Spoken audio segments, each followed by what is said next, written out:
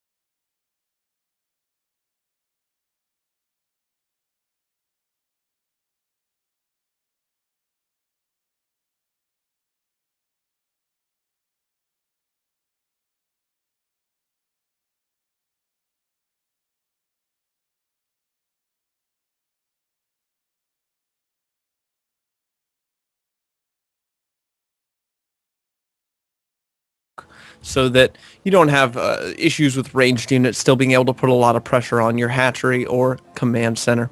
The third base is a bit more open. It's quite exposed, and you can definitely force a lot of multitask out of your opponent, or stress your own multitask with doing some multi-prong aggression toward the natural and toward the third. The other thing I love about this map is just how close your opponent's natural is to your third. You need to be really on top of scouting and then defending any incoming pushes. And denial of the third can become somewhat of the name of the game in these games. One player on two base pushing hard with units to deny the third of their opponent was trying to take the faster third. And then once you take that fourth, of course, it's so easy for your opponent to simply push down the ramp into your fourth. They have the advantage from that high ground as well. So securing the fourth is difficult as well. So really kind of an interesting map that makes each expansion just a little bit harder to take. And I do love that about this map in particular. Yeah, I gotta agree. The fourth base, it's so awkward to take a fourth base on Cloud Kingdom. It's almost like you have to. I mean, there's the obvious locations, of course, right by the third, and then the base that's adjacent to the natural expansion. But it almost feels like it's a better choice to go for one of the corner expansions because it's less likely to be scouted as early. And you could even take an earlier fourth base, maybe like a 15-minute fourth base rather than going for the obvious one and having it being destroyed. Yeah. Absolutely. I mean, and that sort of sneaking expansion in is definitely one of those tactics that we do see used on this map, because of these two far off expansions in the two respective corners. Nothing so crazy out of our players right now. We had a 1-Rax expand out of Juro, who in fact went for the 1-Rax expand before second depot, so he does cut a Marine to do that by just a few seconds. And we'll get that expansion down a little bit sooner. Hatch first out of Buffy. Very, very standard. Skipping gas so far, just getting that pool. On this map, with that choke being as small as it is, wouldn't be surprised to see him delay gas until almost 36 food or so and get that 4 to 6 queen opening that's been so popular with Zerg since the queen range change. Yeah, definitely. I mean, and if he decides to put back the gas, it'll also allow him to take a third a lot faster, which is also something that's also become more common just with Terrans now going like 1-Rax fast expand or command center first. Same with Protosses too in the Forge fast expand. So I would not be surprised to see a faster third out of Buffy. Maybe like a 7 or 8 minute third. Yep. It certainly is a possibility, and again, you mentioned sort of the greed of Terran and Protoss players in this matchup. We see the double gas going down for Juro. Looks like he's going to throw that factory down. We should see a reactor pop down on the barracks shortly, and that'll of course be for some Hellions. It'll be interesting to see if he goes for a Banshee follow-up to those Hellions. And if he does that, if he's going for that fast third, that like you said has been kind of common for Terran players. At the moment, he's just got some Marines poaching out across the map, 4 of them to be exact. They'll be able to chase this Zergling away and save the one SCV. That SCV probably quite thankful that he is not Zergling food today. Might be tomorrow, though. Might be tomorrow. Well, what is it? Purple hearts being sent out today for the Terran army, and we do see Juro moving out with these Marines, securing the tower, and he also had another move queued up. I think he was going to try and maybe march up into the natural, kind of see what's going on. Third base. Actually, I think this is kind of an interesting play out of Juro. He has these Marines out on the map, and he's checking for the third base with the SCV. If there had been a third base there and there was no Overlord spotting, wouldn't be surprised to see him plop down a bunker and then send 4 of those Marines into that bunker. That's become this is actually like an MVP move. I've seen iMPSports do this exact Marine move out with the SCV in the past, just to try and put a little bit of pressure on that third bases. Zergs have been so insistent on cutting all units and making nothing but drones and relying just on queens for defense, and queens can't get there, man, if there is no creep. But we do have the double gas taken now in the main for Buffy. Hopefully going to be using that gas to slay some vampires later in the series. That is absolutely true, and something I definitely want to see some vampires slain. Yeah, we also see that Buffy's been droning pretty hard. He's now at 41 drones versus the 31 SCVs of Juro, which is definitely about where you need to be. However, on the other side of the map, we see that since Juro hasn't been producing SCVs as readily, he's been working towards a third expansion and cloaked Banshees. Yep, he does have Cloak on the way, and I mean, he's using these Hellions out in the middle of the map to try and deny some of this creep spread. Now, Queens are much, much better at sort of fending off this denial of the creep, but one of the things that that the Hellions are there to do is actually to just take those Queens, pull them out of position, pull them off the creep, and allow the Banshees to get in and do some critical damage to the economy. I mean, we'll have to see if that's what ends up happening in this match. We do have that first Banshee making its way across the map. Second one on the way, and Cloak about to finish up. Yeah, absolutely. I mean, these Banshees, cloaked Banshees in particular against Zerg are just so effective in the early Yep. game, especially because we see that Buffy does have Evo chambers down, but there's no Spore Crawlers yet, and since there's no layer yet, there's also going to be no Overseers to help deal with these Banshees. So these Banshees will be able to cause a good bit of economic damage, hopefully enough damage to make up for the cost of producing the Banshee and the Cloak itself. You do actually, if you want to talk about just drone kills from that perspective, wow, a nice queen swipe there. The other queen not coming into the fray in time. But you have to kill off 9 workers to pay for each Cloak Banshee you make. So a lot of workers do need to be produced. And this Banshee's going to work, kills off another queen. So far, 2 queens taken down by that Banshee. And with the Spore finishing up, the Cloak will no longer be of use at that expansion. But some good damage gotten so far. Needs to turn some of that into worker kills, though, because queens are far too easily replaceable for the Zerg. Yeah, that's definitely true, especially when you have a Zerg that has 3 bases and a macro hatch going down right now. I mean, queens are replaceable. And the Infestation Pit to follow that up from Buffy. Pretty standard play so far. The Ling, that command center, the regulations by the Terran Army state that you cannot land a command center on biological or mechanical units. Therefore, command center can't land. 1 Zergling there. It's going to hold that up for some time. Ooh, very nice. Even getting the creep tumors, too. Oh, wow. Now getting in here and getting some of these drones. This is actually a pretty big roast here. That's a barbecue I wasn't invited to. A little bit upset about that one. But nonetheless, wow. These Hellions actually doing way more damage than they should be able to. Those drones still getting rally over here, but here come the Banelings rolling in. And the Hellions will escape, as those Banelings do not have speed yet. Wow, very nicely played. I mean, that wasn't this hatch is actually going to go down. Yeah, I can't. Definitely going to lose this. Wow. No question about it.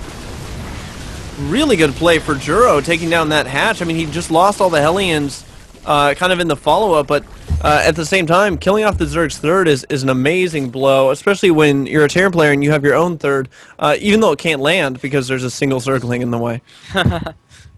Yeah, that's true. This Zergling has been doing exactly what he's been been meant to do, and that is deny this deny this third command center. But deny the third base for as long as possible. That was a great pickup for Juro, though. I mean, that's huge for him to pick off that third base this early in the game with just Hellions too. I mean, he didn't really have to commit that much to it. Hold on, though. We have a bunch of Zerglings running in toward this third base. Our Marines here with Stim finish. They're going to get into the best position possible, but there are actually too many Zerglings here. He's going to lose this first tank. This is a huge blow to Juro. So Buffy turning the aggression right back around. If he gets another tank, this could be a wow. That's a beautiful pick by him, getting 2 tanks, denying the third as well, and killing off some SCVs. So, I mean, Buffy is certainly not out of it yet if he continues to play a aggro counterattack style like that. No, yeah, definitely. I mean, losing the 2 tanks it's pretty big for Juro to lose, considering the lack of production he has at this moment in the game, and also the lack of income. So a great pickup. I'd say that things have evened out a little bit. However, these 2 Banshees are going to serve to be an annoyance as it is going to help deny creep spread and pick off some queens yet again. Yep, picking off the queen in the middle. That is the creep spread queen. But a 4th base already going down for Buffy. Knows that he's a little bit behind in that economic game, wants to take the risk and get that down. And additionally, he knows that he killed off the first 2 tanks of his opponent, and I think that's the biggest thing to note is that, I mean, if we take a look at the production, say, for our Terran player, he's on full production. He's got a 4th command center already finished up, 2-2 on the way, but where is his tank count at? And the answer right now is 0. With Banelings on the field, unless you are Marine King Prime, you cannot move out with just Marines and Medivacs. Yeah, that is definitely true. I mean, Marines and Medivacs will be great for cleaning up, the mutas that are about to come out too, or possibly, maybe even the early Broodlords. But he will eventually need tanks, as Ling Baneling is greater than Marine. Yep, it certainly is. And it's kind of interesting to see. I mean, he's now moving out. Does he have a tank out yet? Yes, he does, but it's not rallied with his army. Excuse me. But we do have these 2 on Marines. The 2 armor will be finishing up shortly. That Spire that we saw going down, that is definitely going to be for those Broodlords, as there goes that Greater Spire right now. So I mean, we're in full swing here for Buffy. With his tech, he has Infestors out on the field. He's got Lings. He's got Banelings. Tanks are an essential part of the Terran composition against what Zerg has. Even though Zerg is down in supply right now, it's really not a big deal because, a few really well-placed fungals is absolutely going to end this Marine-based army. And unless there are a lot of tanks in this composition, Juro's going to be hard-pressed, and there we see him adding on 2 additional factories. He'll be 3 fac off 3 base, 3 fac off 4 base, which is exactly where he needs to be. That is true. That is definitely true. We do see Juro moving out here with a drop. Unfortunately got spotted by Overlords and decided to see if he can pick off an Overlord. He was unfortunately not able to. But this drop is going to be repelled. However, there are... oh, never mind. I thought those would have been Hellions, but it turns out they're just SCVs taking a really long route around the map. I'm not sure exactly what happened there. It felt like a little bit of a misclick. This drop is still out on the map, but here we go, the Terran army moving. But, I mean, the name of the game to me is the fact that we're missing 2 tanks that should be in this army, and that could potentially be so significant. That drop getting cleaned up now. It looks like, some fungals going down on that army. Those are huge fungals, damaging so many of those Marines. Yeah, however, losing 2 Infestors, that's pretty significant. However, he does have a good engagement on this as the fungals. Yeah, actually, that was really well handled by Juro. Buffy didn't really land the fungals, and the big thing to note is that didn't land the follow-up Baneling hits after the fungals. He's actually going to lose maybe another Infestor. As you know, if you're going to fungal, you need to follow it up with units attacking those units because the fungal itself isn't enough damage to kill the Marines, especially with medevac support. But here comes some Banelings. Oh, big hit on a lot of those Marines. But Juro seems to still have enough units to continue this assault. Yeah, Juro's force is getting whittled down now. Unfortunately, the siege tank is killing off a lot of Marines, and he's going to lose this last siege tank. But yeah, that was incredibly well handled. I mean, Buffy by all means had a good engagement, but yeah, like you said, the Baneling hits, they just weren't there. They were not there at all. We have 2 Broodlords, but you know what? They're Marines. They're stemming forward. They're going to be able to pick off these Broodlords, and that was a good fungal on all those forces, and they're all going to get cleaned up. But at the same time, man, killing off those first 2 Broodlords is pretty big as well. And another tank falls. Another one he managed to save it. Nice. Yeah, we do see we also see a Zergling run by too, right in the middle line in the 3rd base. It's definitely doing some good damage, picking off a lot of SCVs there, and another whole mass of Zerglings. These might actually be going straight for that planetary. They've got 2-2 and Adrenal finished. Oh no, he's just morphing in a bunch of Banelings. He's just going to right-click on that planetary, and it's going to disappear. And some of those Lings actually still causing trouble in that mineral line on a hold position. Beautiful hold position placement. Yeah, definitely. I mean, we see, like, I think those Zerglings killed upwards of 10 SCVs or so, and there's the bust! Wow. Love those mainly busts.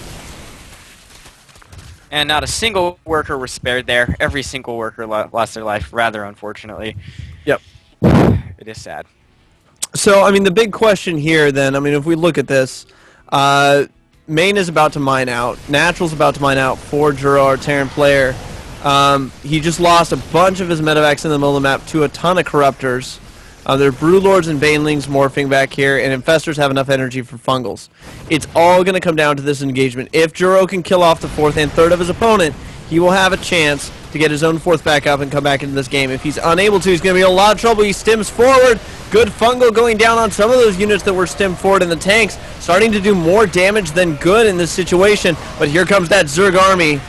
And he's not getting the fungals he needs. No, definitely not. And not to mention, I mean, he doesn't have that many Broodlords. I mean, the Thors are... However, there are Banelings that are going to do a lot of damage. And it looks like he is going to be able to clean this up finally. Just barely. Yeah, that was a really close engagement for Buffy. Buffy had a lot of potential to lose the Broodlords, lose a lot of the Corruptors, but fortunately, Banelings are pretty good.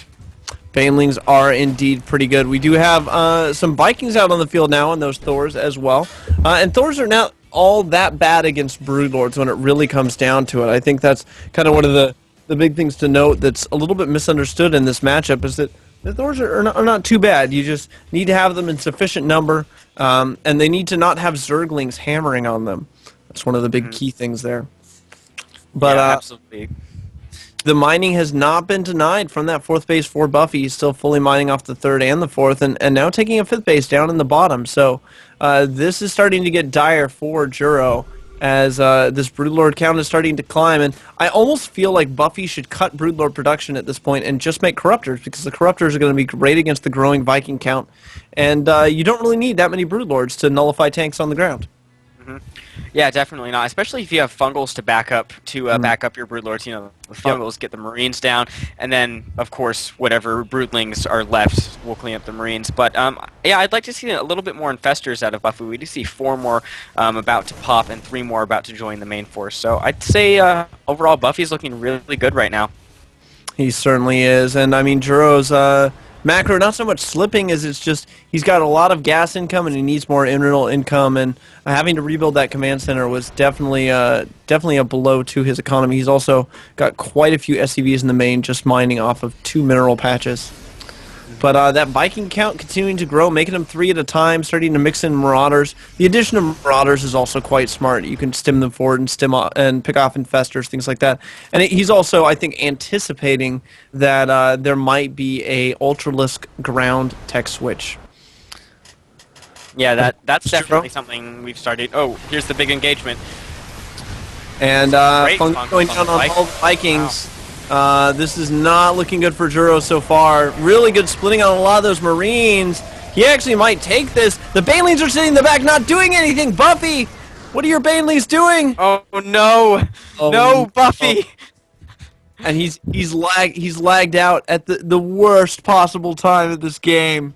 Oh no. This is such a tragedy. I will say that he doesn't actually have those Banelings in a control group. So it's not like he just, lagged out before he could send that control group into battle. No, definitely not. I mean, Juro's done a great job of pulling back his Marines and splitting at the right time. But still, those Banelings, I mean, even if the Banelings had just gone right into the Thors, that would have made a huge difference. But we'll have to see what happens in the next 15 seconds. We will indeed. Now the Banelings coming forward. Buffy unlagged there, taking out a lot of the Marines. Some really good transfuses going down on the Broodlords as well to keep things alive. And Buffy barely holds that engagement, and those Thors are forced to turn tail and run. And the reinforcement wave of Zerglings, 38 more in production. He needs to turn a lot of those into Banelings, actually, and he needs to be making Corruptors. And there we do see some Corruptors on the way. Unfortunately, the Broodlord. This is where the Broodlord count just begins to get scary. Is 5 or 6 Broodlords and Fungal support to help him out, and Banelings. I mean, this is Buffy's game to lose at this point in time.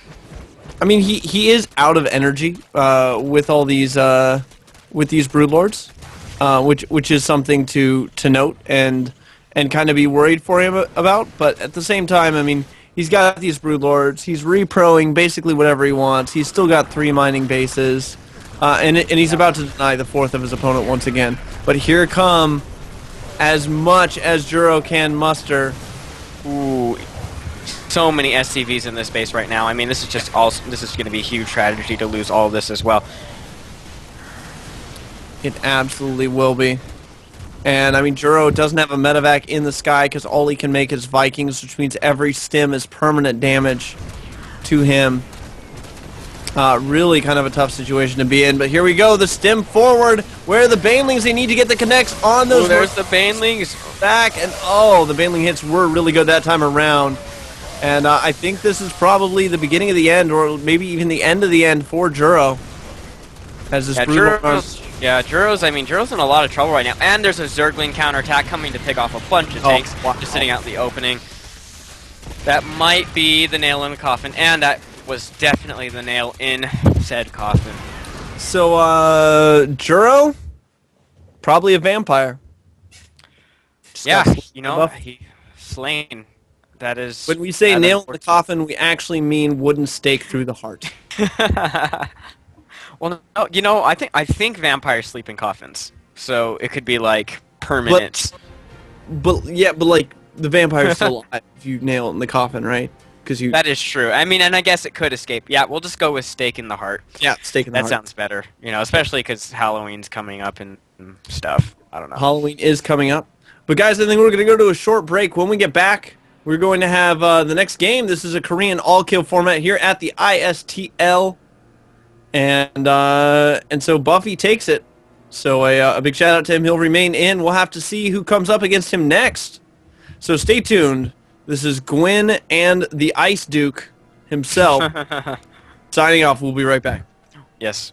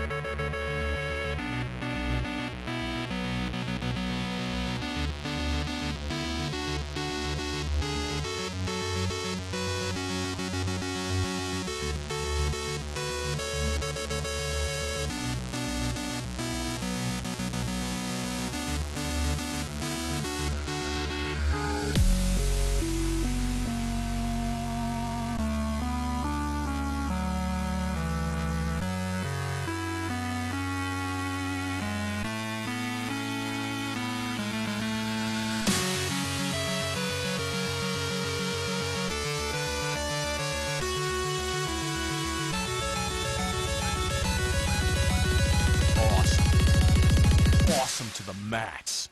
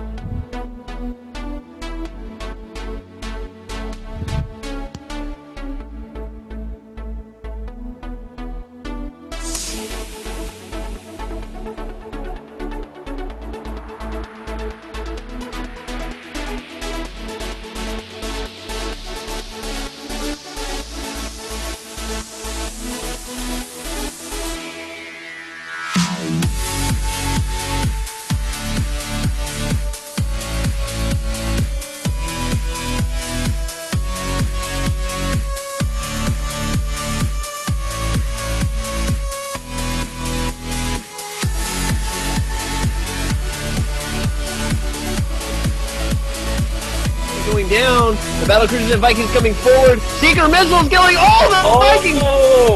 Oh my goodness, that was insane. I don't even know what to think about that. Huge.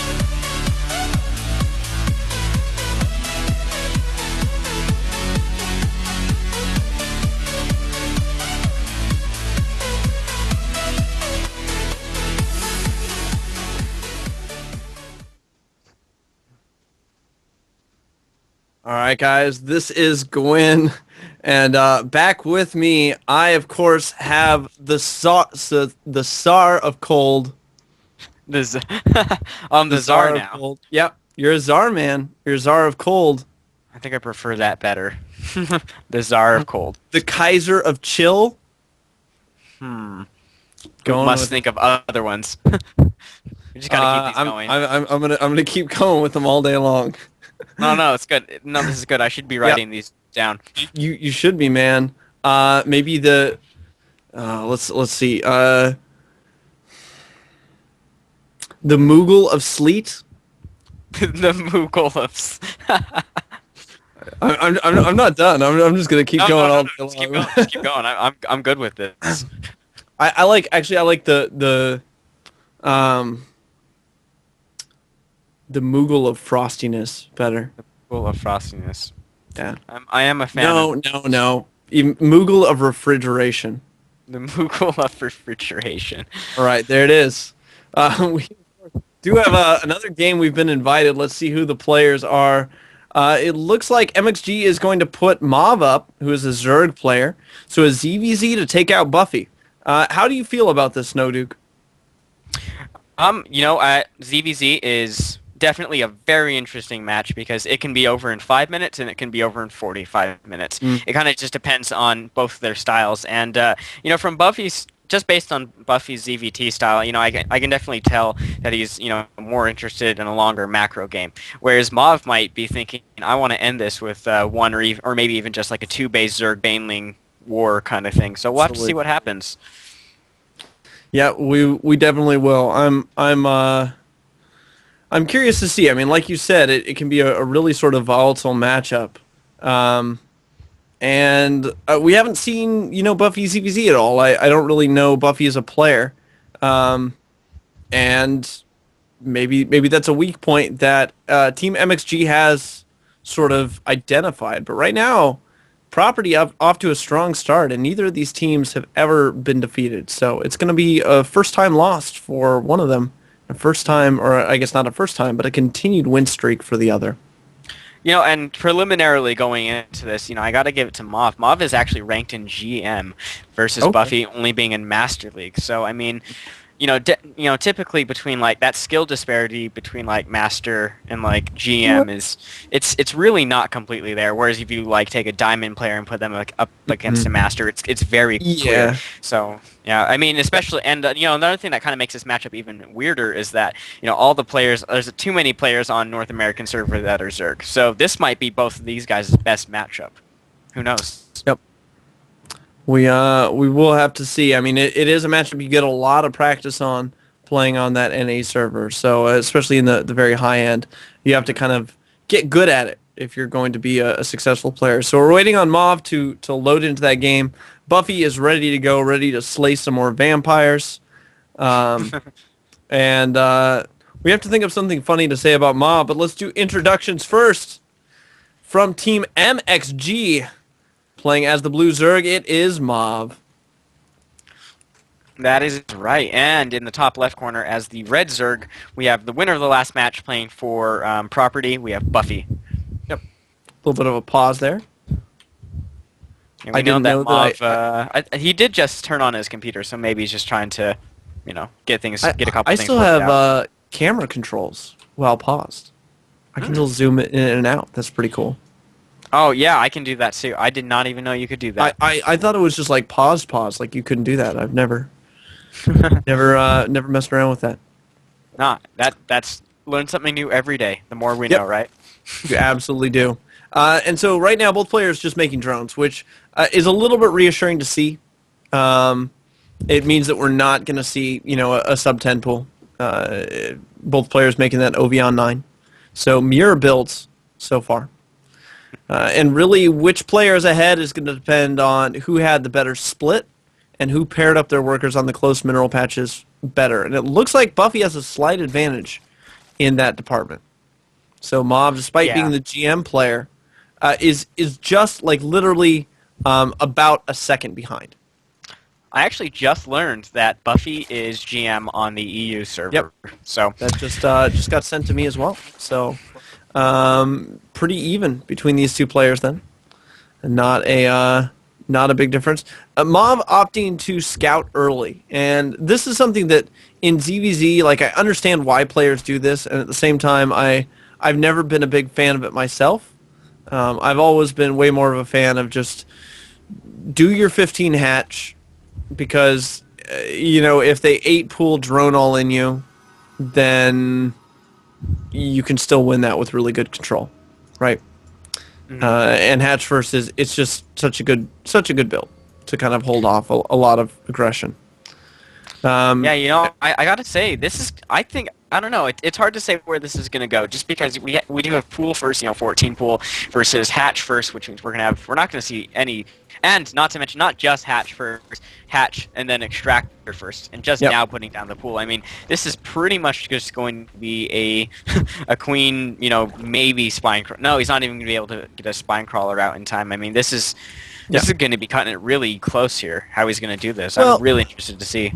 I don't actually think this is going to be an issue for Mauve at all because, sort of these two openings are so similar economically that the hatch first player has a slight advantage initially because of the hatch first, but the pool first player has an advantage in that they get the queen out much faster, so they get an inject of larva popping off faster, so they get more drones faster because of that. If you just want to look at the pure economy, and aggression wise. Yeah, I mean, Buffy could have made, like, say, 2 or 3 sets of lings.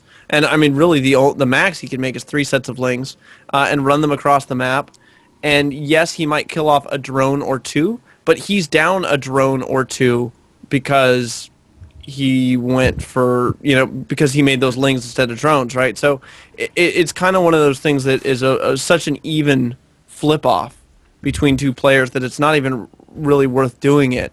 It's more worth just going straight up for the additional drones. And here we see, yeah, I mean, immediately these drones are going to get pulled. The weakened one getting pulled away. The queen pops. The drones get saved by turned into extractors, and 19 minerals was lost total. So it's not a big deal for either player right now, and both of them are just going to be establishing their economy. Yeah, you're right. Definitely a slightly different choice of openings. But yeah, you're definitely right about the end result there. Mm-hmm. So. And I'm curious to see this Baneling Nest going down so quickly for Mauve. Let's check Buffy's vision and see if he got wind of that. No, he actually didn't. So this might come as a little bit of a surprise. Now, he did run that link through the main and saw that there was still gas mining. So that is usually a tell of some sort of tech out of your opponent. And we do have a Baneling Nest on the way for Buffy, but it's later than that of his opponent, which means that there potentially could be a timing window for Mauve to do some damage. He's going to have to start mass producing a lot of lings if he's going to make that timing, and no, this looks like it's just going to be defensive as the layer is already started. Yep, that is absolutely true. Second gas being taken for Mauve at this point in time. Well, third gas too, and we see that Buffy's just barely taking his second gas. So it looks like Mauve is. It's very possible he could start seeing some aggression, but based on the fact that he's going for layer tech, I mean, we're definitely going to start seeing higher forms of tech. It could be mutas. More than likely, it'll be infestors. Whereas, yeah, Buffy is just going to play it safe with just hatch tech right now. Yep, and I mean, Buffy playing with that hatch tech, he's droning up. Would expect to see. I mean, he took the second gas in his main, so I would expect to see a layer pretty soon out of him. I'm a little bit surprised that hasn't gone down quite yet. Either that or a third base. You got to pick one of the two if you're in Buffy's situation. You can't remain just on 2-base hatch tech for much longer than he's doing already. And there goes that layer getting started up. So that will be his tech choice. A little bit of a Baneling hit there on the ramp as Buffy tries to sneak some lings up, and Mauve says, nope, not happening, puts an end to that. And the second spine crawler going down makes me think this is going to be a Spire, and let's see what he ends up putting. Yep, it is a Spire out of Mauve. Yep. So definitely. Pretty straight up 2-base muta play there. And it looks like we're going to have infestors out of Buffy. Ooh, yeah, definitely. Some infestors would definitely be great. Yeah, the double Evo is about to finish up for Buffy, and creep spread is coming out for Buffy, which is not something you don't see a huge amount of creep spread in ZVZ, just because creep it helps you out, but it also kind of works against you at the same time. But I still like that he's going for the creep spread, especially considering that he is going to be going for primarily ground composition versus the air composition of Mauve. Yeah, I definitely agree with that. And there's that infestation pit out of Buffy. So, I mean, he knows the mutas are coming. He's dropped the spores at his bases. Hopefully it will be enough to sort of fend off what's going on. And having seen these spores, I wouldn't be surprised if Mauve literally makes 5 mutalisks and that's it. And it's just to kill off the overlords that he can catch and potentially deny that third base. That's the big thing. It's the reason you go mutas in this matchup. It's to deny your opponent's third base while you secure a third base of your own. So that's finished up. We already see Mauve immediately throwing down the Roach Horn and the Evo Chamber. Larva just popped up, so we should see, yep, 5 mutas on the way. I think it'd be a little bit of a mistake to make many more than that in his boat, as there, of course, are going to be spores and queens at that third to ward off any sort of pressure.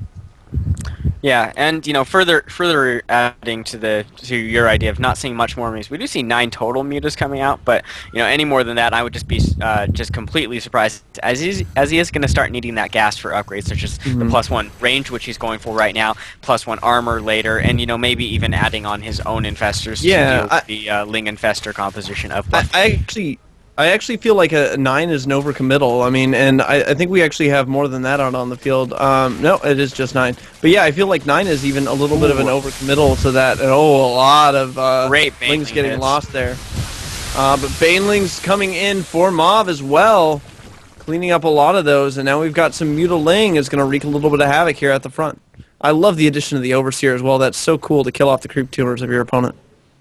Yeah, definitely. But a counterattack at the third base at the same time, doing some damage there, and there are really no units in the area. The mutas are rushing back as fast as they can, but I don't think this base is going to go down, but it's definitely softened up for another counterattack later in the game. And really, this is beautiful by Buffy, because he's just buying more time for his defenses to get up, for his drones to get up, for his infestation tech to kick in. And it's just going to take one bad fungal, and Mauve is going to lose all those mutalisks that he spent so much gas on. No, that's definitely true. I mean, luckily Mauve has cut Mutalisk production, because as we look at Buffy's composition, we see a good amount of infestors, and Mauve is adding on infestors of his own, or plans to at least, as he does have pathogen glands, the pathogen glands upgrade coming out right now, and Roach should be the glial reconstitution. Yep, I mean, he certainly made that full switch in, but again, I mean, I feel like getting 9 mutas out is a little bit of an overcommit. I don't think you need to actually get that many. And I mean, he's splitting them up beautifully in this situation. But if your opponent knows the Spire's coming, they've already got the Spore Callers down, you've already forced economic damage. You've killed off 2 drones per base effectively by forcing those spores plus the money. And you can just safely make just 500 gas worth of Mutalisks and get the rest of your tech up a little bit faster. Maybe even take a faster 4th or add those Hydralisks into your composition sooner. But nonetheless, Mauve is at a supply advantage. If we take a look at those tabs, it's in workers and in army, as his army is ballooned to 75 supply. Yeah, and looking at Mauve's supply right now, I mean, Mauve's ahead by about 40 supply, which is pretty impressive, considering that these guys have been about even economically. Buffy is beginning to pull ahead to the saturation on the third base. But yeah, Mauve looking really strong with quite a few roaches on the field right now, and adding on his own infestors, whereas Buffy's just barely getting roach tech right now. He's getting the glial reconstitution and now getting his own infestors. So we are going to see similar compositions at work here. Yeah, we absolutely are, but there's an infestor advantage for Buffy, and that might be, what makes a difference here is he's cleaning up so many of the roaches of Mauve so cost effectively with those fungals. Mauve doing a really good job to keep some of those back, but the infestation also doing a ton of damage with that plus. I'm sorry, I thought they had a +1 attack upgrade. That's on the way, about to finish up for him. But now, Buffy's actually streaming down the map. He's got his infestors. He's still got enough energy to throw down some more infested Terrans, and he might be going for this third base. I think that might be a little bit of a misstep, considering what his opponent has, though. When the mutas are coming in right now, there is enough energy. Oh, beautiful. No, there's not enough energy for a fungal. He actually did fungal those mutas while on his run back. So yeah, he did get that fungal in there. But that's the danger. If you run all of your infestors out of energy, and the mutas suddenly become a lot more effective again because they can come in and snipe off single infestors. There's nothing you can do to lock them all down. But some of those infestors now have enough for a fungal once again. So those mutas need to be very wary. Oh, and they're all clumped up. Is the fungal going to drop down? No, there's a beautiful burrow. A lot of infested Terrans getting thrown down. The Mutalisks doing what they can, but the ITs are going to force this army back from Mauve once again, but he's macroing so well behind this. Now adding on that Hydralisk den, continuing to pump roaches.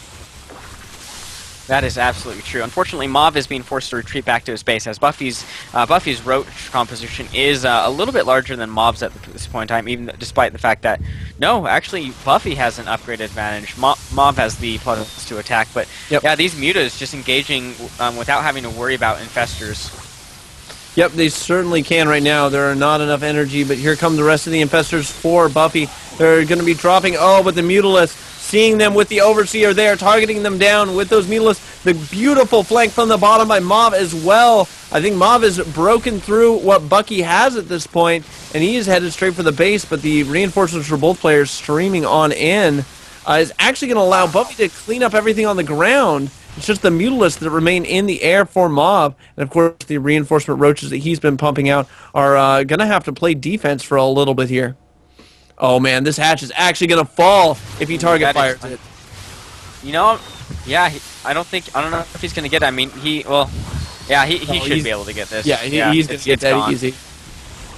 Yeah, so a great pickup there, but yeah, Mauve just looking really good right now. I mean, those mutas have just been so effective. The mutas were actually able to snipe all of the infestors, all of Buffy's infestors, every single last one, which is a huge pickup for him and definitely made the mutas worth the gas invested into them. And now Buffy is on the defensive.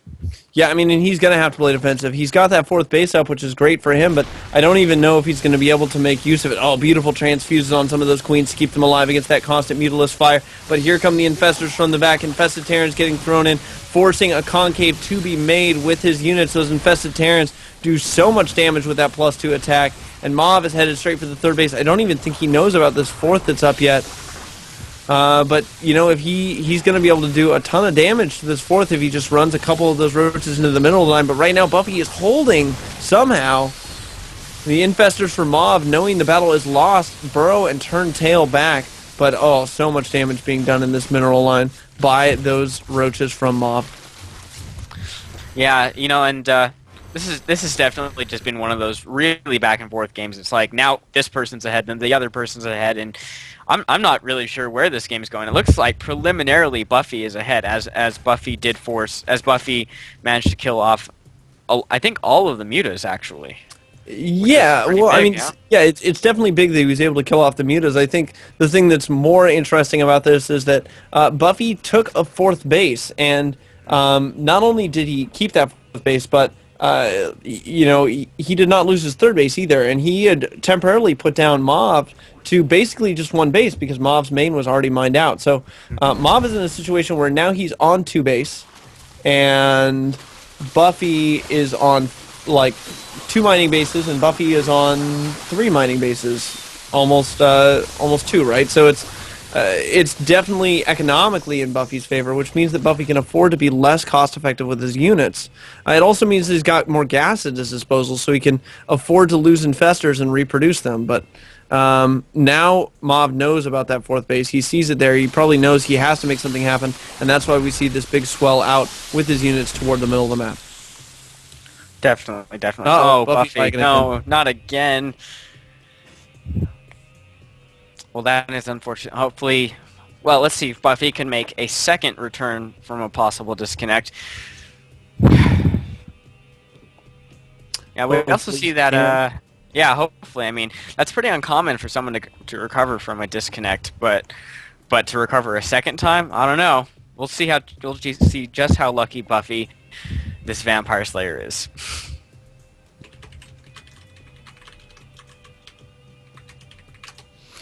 Yep, we will have to see. We're getting kind of down to the end of that countdown, unfortunately. Mm-hmm.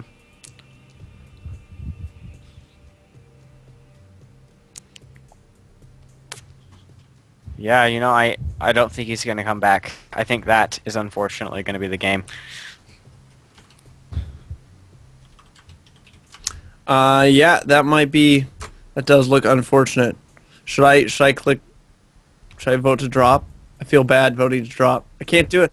I can't do it, man. I can't do it. All right. Okay. Well, we're going to go ahead and go to a short break after we give a shout-out to our sponsors and let the admins figure out what to do with that game, whether it's going to be a replay or any of that stuff. So let me pull up that listing. Big shout outs to, of course, Monster Cat for the music. Monster Cat, like Long Cat, except a monster and not long. Check them out at monstercat.com. Impulse Esports is a esports team. They have a pro SC2 team. Got some good players on there. They're pretty awesome. They run all of this shindig so that the rest of you guys can enjoy some StarCraft. So I can cast some StarCraft with my co-caster, who I have to come up with a new name for. Let's see. Uh, I think Cider said like Sultan of Snow or something like that. Sultan of Sultan Snow. of Sub-Zero. That's what it was. Man, that was I cool. no, I I'm gotta gonna say, go I like that one. Tycoon of Frostbite with my The my Tycoon. co-caster, the Tycoon of Frostbite. Um, and of course, they run the ISTL, which is great. So CSN for hosting the brackets and being awesome, sending Rachel everywhere, generally being a boss. Vivid Arts for doing all of the art for this. If you are a player, you need some art, you should check them out. Look them up. Vivid Arts, SC2 Graphic Designs on TL. G-Kick Network, which apparently is not for kicking people out of guilds, but they write content for the ISTL, and Maxed Out Studios. Big shout outs to all of them for making this tournament possible, making the ISTL possible. And of course, this is Gwen. With me is the Sultan of Snow. And we will be back after the short break when our admins decide what's up.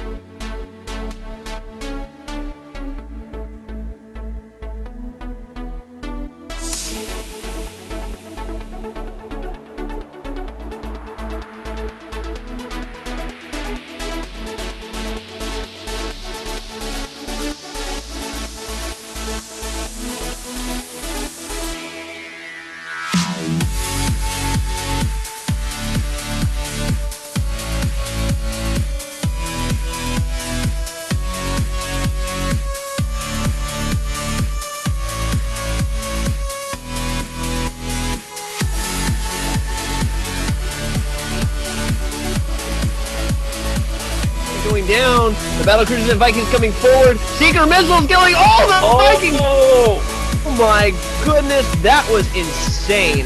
I don't even know what to think about that. Huge.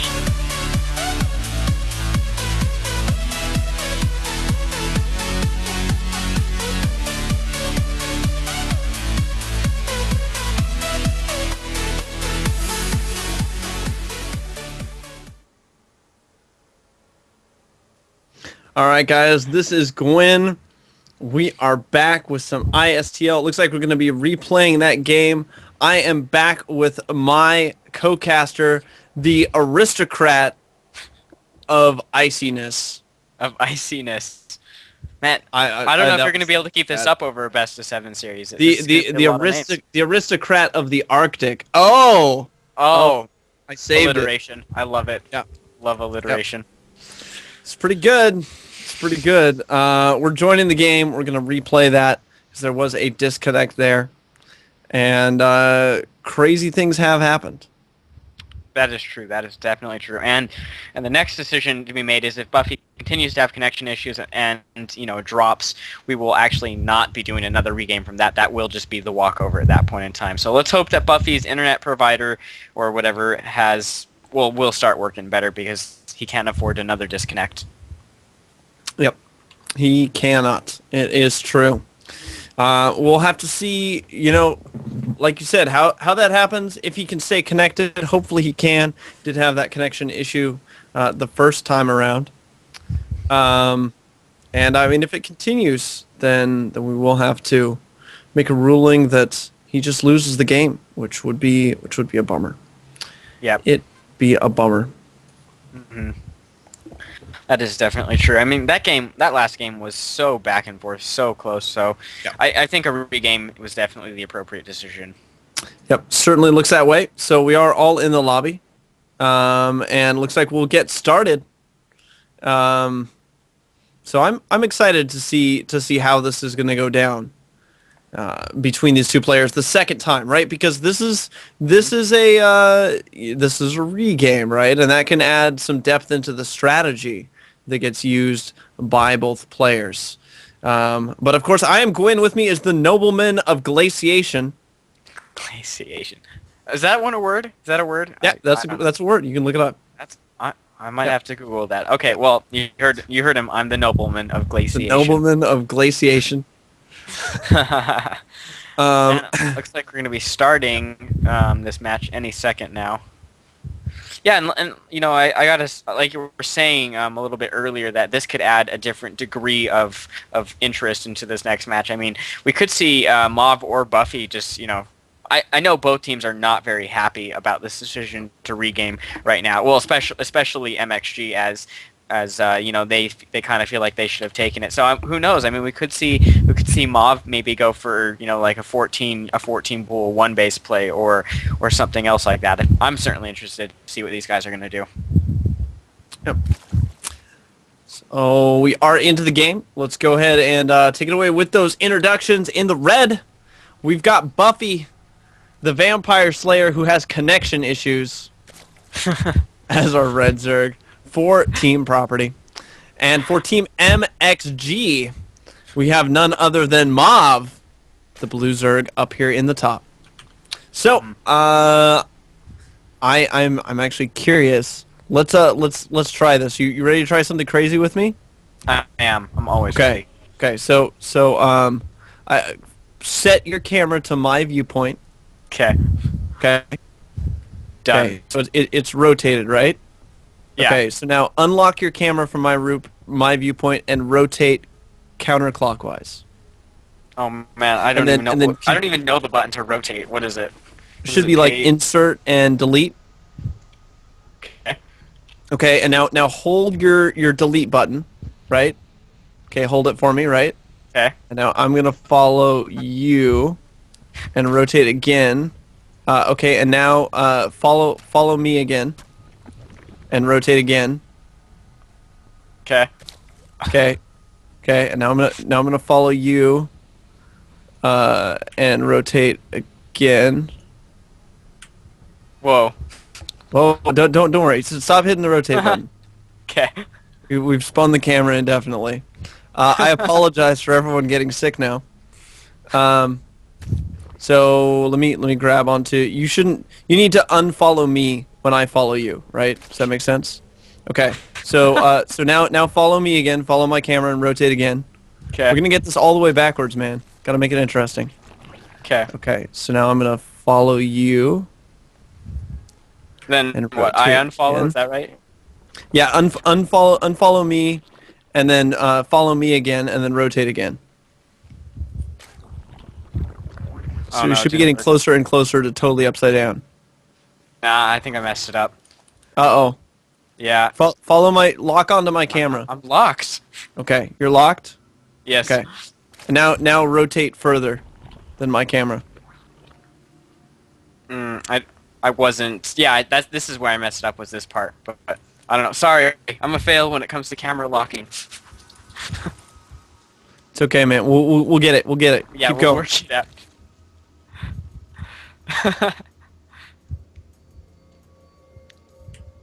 Okay. So now focus on my camera again. Okay. Lock on my camera and then rotate farther than my camera. Okay. Have you done it? Yeah? Yes. Okay.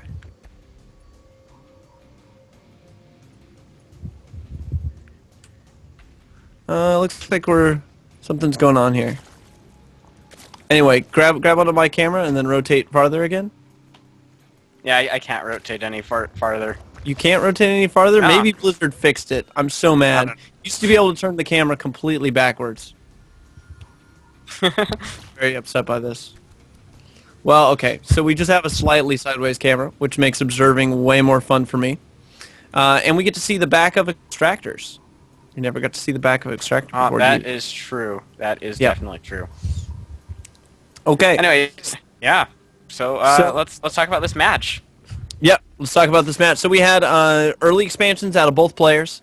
The timings of those don't super matter. We have an earlier Roach Warren out of Buffy off of 2 base. He's actually not droning up. He's making 6 roaches, and he's going to be pushing. And at the same time, we have Mauve, who went for the standard sort of Baneling nest timing, has made some Banelings defensively. He's got speed. It's about to finish up for him, but there are 6 roaches, and guess what?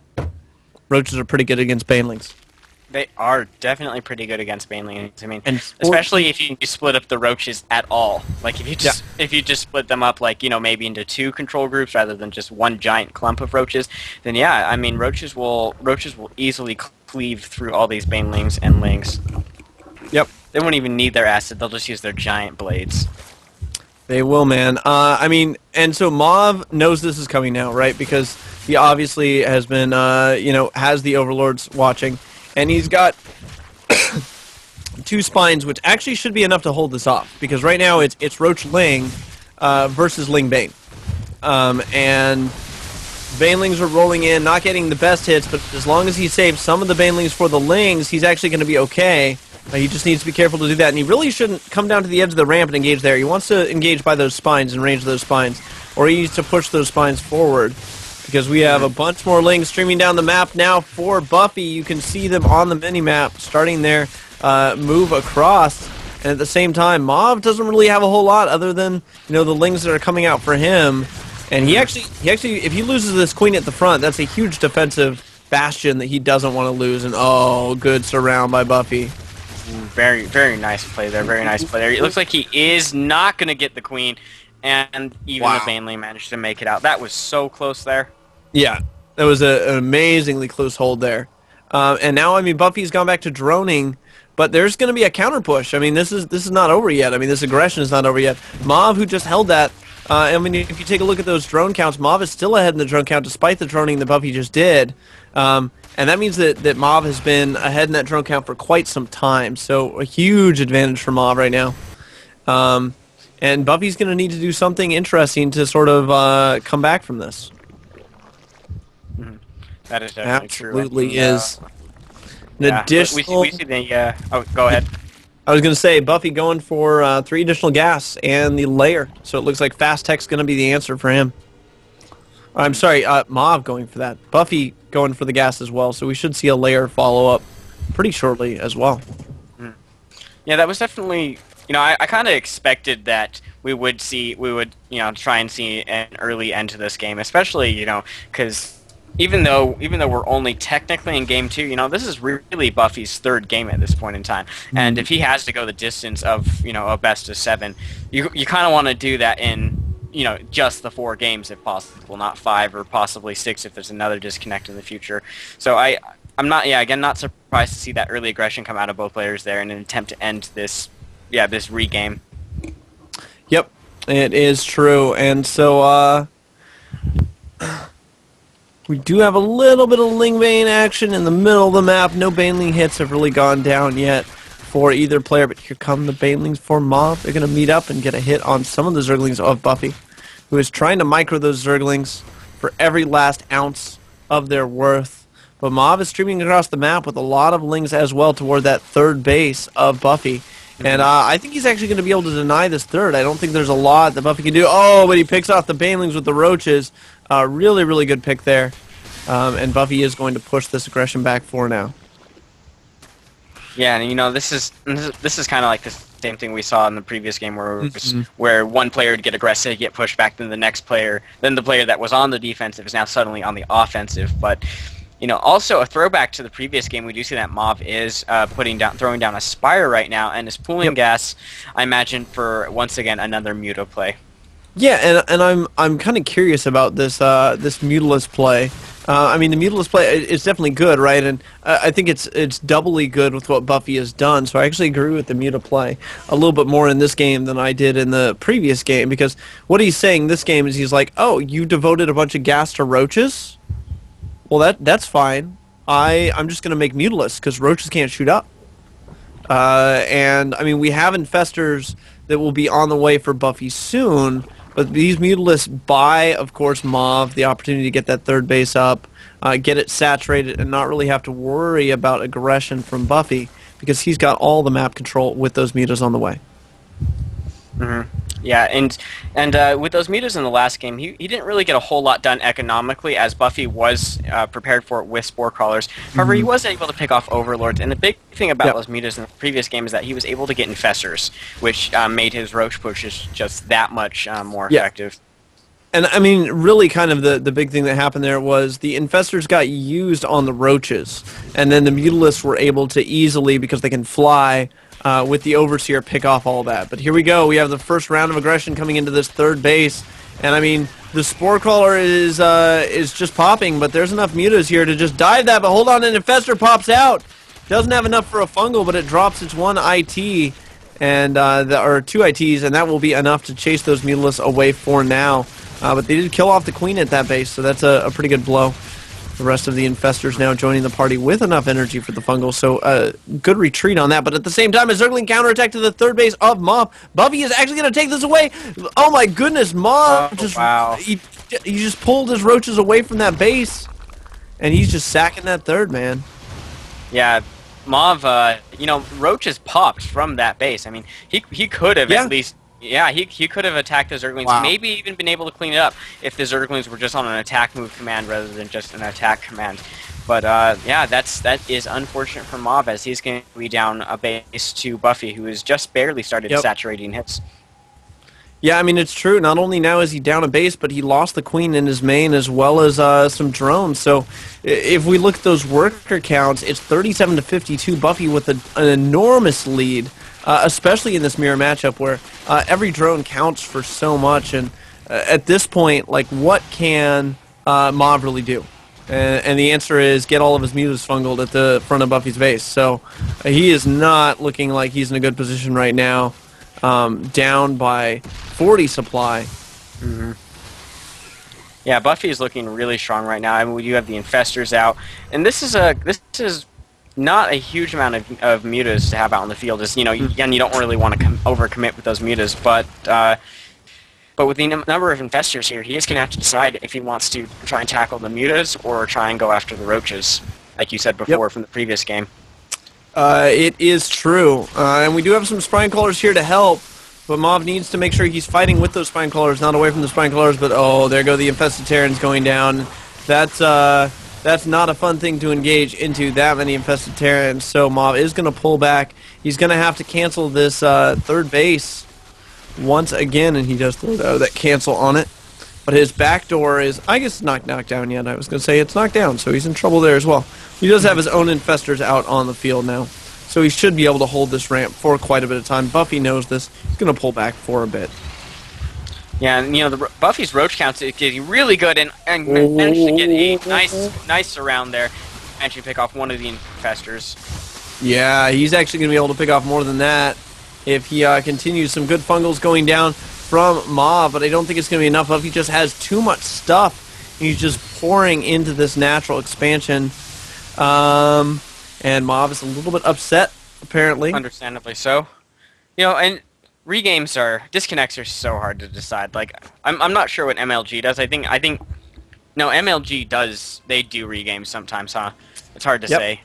Yeah. Yeah, it's such a hard call to make, and I mean, if you want to, I mean, the only other way that I could see, making it a fair thing is to basically say turn it into a best of 3 between these two players, and so, if you're gonna do something like that, you have to have a lot of time to do it, and unfortunately, not everyone has all the time in the world, and it's hard enough to get two teams to the same, into the same channel on BattleNet to play their games at the same time, much less have to extend that amount of time that you're taking up of all those people by a lot. We're going to give a quick shout out to all of our sponsors, then we're going to go to a short break. When we get back, we're going to have the next game here at the ISTL, the Indie Star League.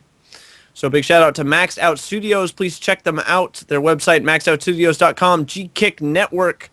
They do all the ISTL wrap-ups. Vivid Arts does all the art for ISTL.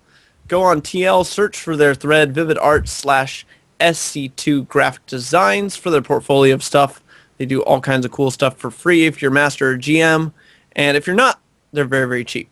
Cyber Sports Network for hosting the brackets. Impulse Esports for running the whole shindig. The music from Monster Cat. Check them out, monstercat.com. And with that, I think we're going to go to a short break. I'm Gwyn. My co-caster himself is the Duke of Snow. I gotta think of a better one now. Oh, you can't hold now. I mean, we're like halfway through this. Oh man, this is the Con of Frigidity. The Con of... Yeah, there we go. That's a new one. And with that, we're going to go to a short break. Stay tuned. We'll be right back. Yes.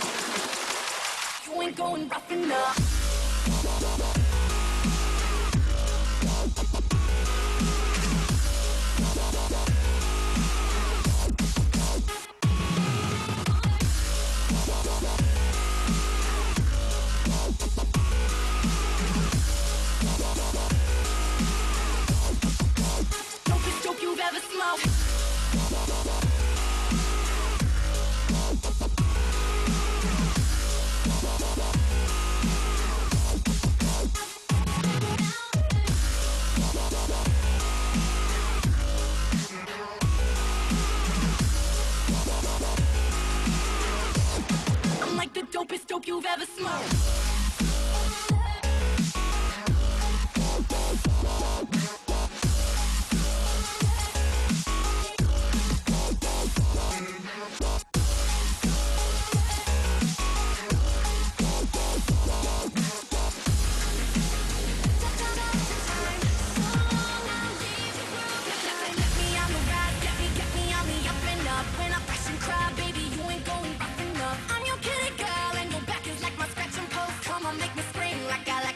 Seen it go. Drink up, I'm soaked. I'm like the dopest dope you've ever smoked. These feelings you evoke, I only need one need. See me come undone. Just free my soul and turn me on. Lay me down and stop the time. So long, I'll leave the world behind. Lead up a minute, you know there's no other. Too late for it if you blow in my color. Take me to heaven and back in a second. Light up this fire before you come rushing. You know there's no other. Too late for it if you blow in my cover. Take me to heaven and back in a second.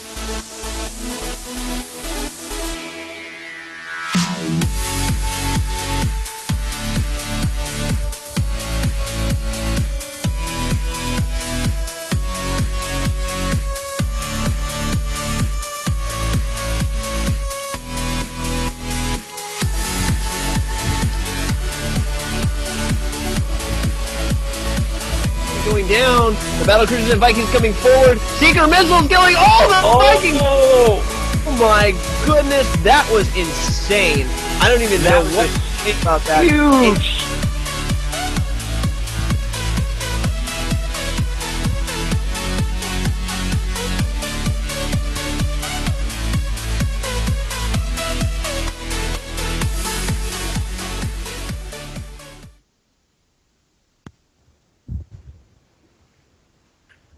All right, guys, this is Gwen.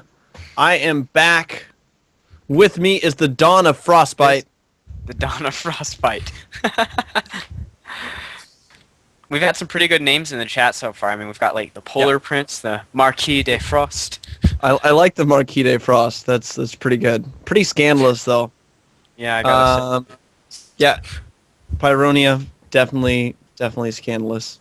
I don't know about King of White Powder, though. I mean, that sounds like I'm into Yeah, coke or that something. sounds a little bit like Scarface. Yep. So Right. we are apparently the player has been chosen, and Shakira Splatow is the next map. So it's going to be Buffy versus Frost Swarm. Is this a friend of yours, Frost Swarm? You know, I gotta say, he is definitely not a friend of mine. Maybe we should become friends because of our interest in all things cold. And the Zerg, too, with Swarm, because I'm also a Zerg player. Oh, are you? Okay. I am. I see. Yeah, so Frost Swarm, we'll have to come up with some good names for him. I think we've been on this this cold front for a while. Man, so many puns today. I don't even know. All I need is the I already got the green screen behind me, right? So all I need is like the weathercasters. It just used to be snowing. And the That's what we Zerglings need. moving up the cold front here from the bottom, pushed up by the low pressure zone, created by a strong economy. Start mixing StarCraft and weathercasting, and the chat goes wild. The present of frozen precipitation. Our viewer count would go from like 200 to like 400, just instantly. I think it would go from 200 to like 4. You don't think more people would tune in to hear you cast the weather? No, people would not tune in to hear me cast StarCraft like it's the weather. That would be really funny, though. There's some really strange channels on Justin TV. Like just like in the social channel, like you can just like watch people watch something. It's weird. It's totally weird. But True. we should do some introductions. It is true. All right, so to start us off, our blue Zerg, it's going to be Frostswarm. We'll have to see what he is up to. And in the cross map position, we have Buffy, our red Zerg. Who is going to attempt to slay yet another vampire? Yep. Another vampire, man. He's been doing pretty well with the vampire slaying so far. Yep. Apparently, all the people on the opposing team are vampires.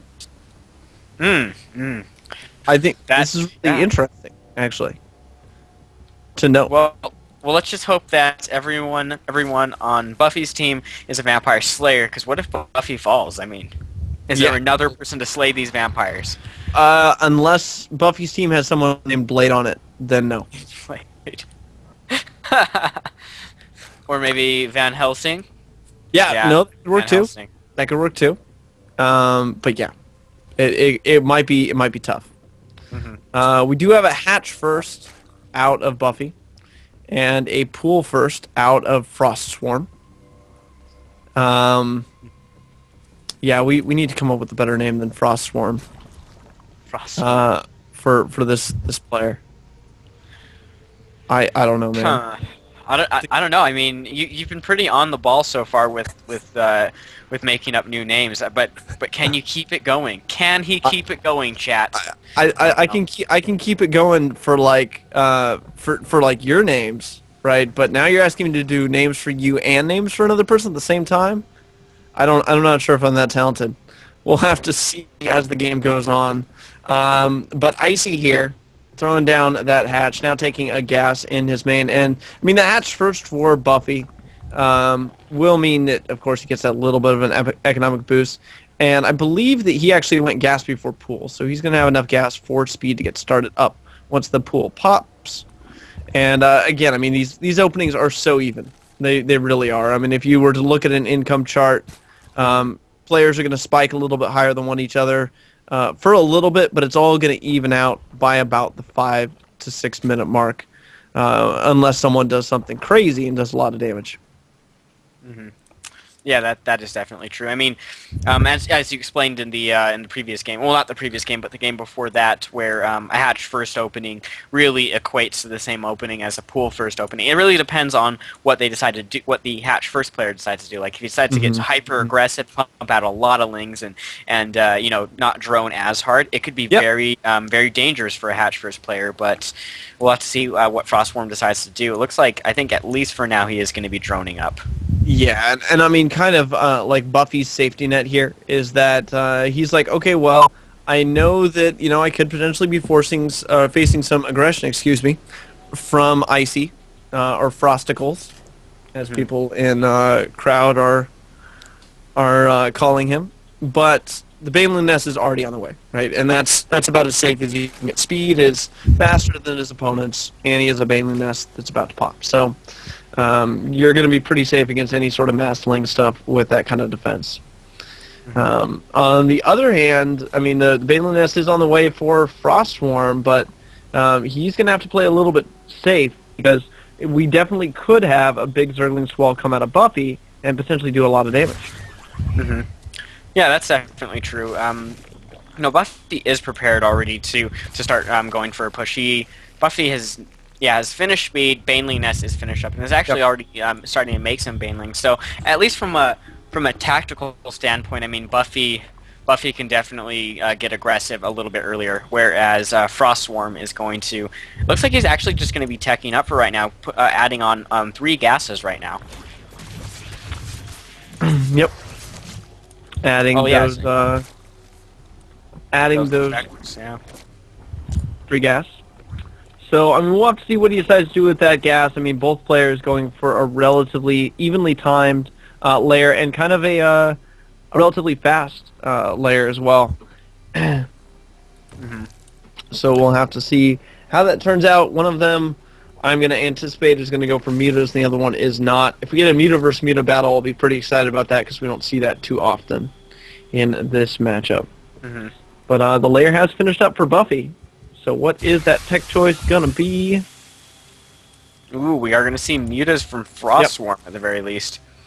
Yeah, and this is kind of interesting, right? Because Buffy's already Looks like finished you up got that your wish. Muta Double versus Muta. Muta, man. All right. So here's the cool thing with Muta versus Muta play, right? Is that you never want to engage your opponent's mutas unless you know you can win. A and B, +1 Carapace is actually like the best upgrade you can get if your opponent's going mutas and you're going mutas too. Because getting that 1 Carapace, if you think about how a muta hit bounces, it does 9 damage and then it does half that and then it does half that again, right?